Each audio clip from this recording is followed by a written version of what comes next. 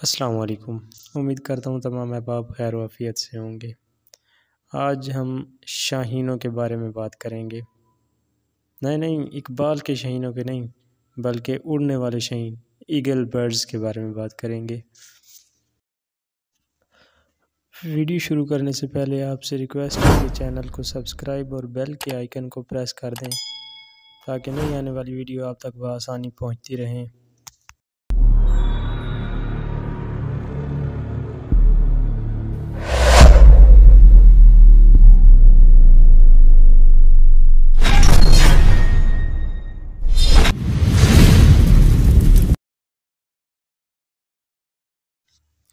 دوستوں، دنیا بھر میں انواع و اقسام کے ایگلز پائے جاتے ہیں، لیکن پاکستان میں اس کی صرف 13 اقسام پائی جاتی ہیں۔ ان 13 اقسام میں سے چند ایک کا جائزہ لیتے ہیں۔ ان میں سے پہلے نمبر پر گولڈن ایگلز ہیں۔ یہ ایگلز سنہری کلر کے ہوتے ہیں اور بڑی جسامت رکھتے ہیں۔ یہ تقریباً 1 میٹر تک لمبے ہوتے ہیں۔ ان کے بڑے بڑے پر ہوتے ہیں جو ان کو اونچا اڑنے میں مدد فراہم کرتے ہیں، اور ان کی نظر بہت تیز ہوتی ہے۔ یہ پاکستان کے بلوچستان، بلتستان اور آزاد کشمیر کے علاقوں میں پائے جاتے ہیں۔ اس اقسام کے پرندوں کی خوراک چوہے، پرندے اور مچھلیاں وغیرہ ہیں، جبکہ اس اقسام کے پرندے بڑے جانوروں کو اپنا شکار بنانے کی صلاحیت بھی رکھتے ہیں۔ اس اقسام کے ایگلز زندگی بھر کے لیے جوڑا بناتے ہیں اور یہ پہاڑوں پر اپنا گھونسلہ بناتے ہیں۔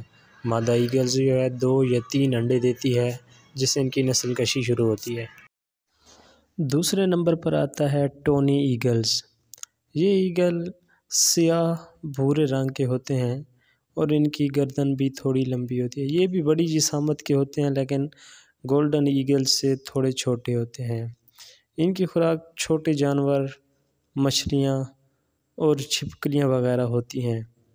یہ پرندے سیاہ بھورے رنگ سے مہندی کلر تک کے ہوتے ہیں اور پاکستان میں پنجاب اور سندھ، آزاد کشمیر کے علاقوں میں یہ پائے جاتے ہیں۔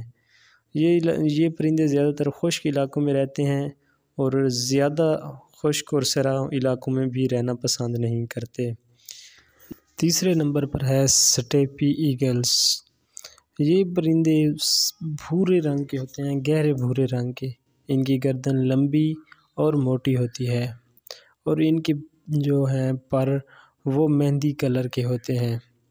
یہ پرندہ زیادہ تر سمندروں والی سائڈ پر رہتا ہے اور یہ بھی چھوٹے موٹے جانوروں کو اپنی خوراک بناتا ہے۔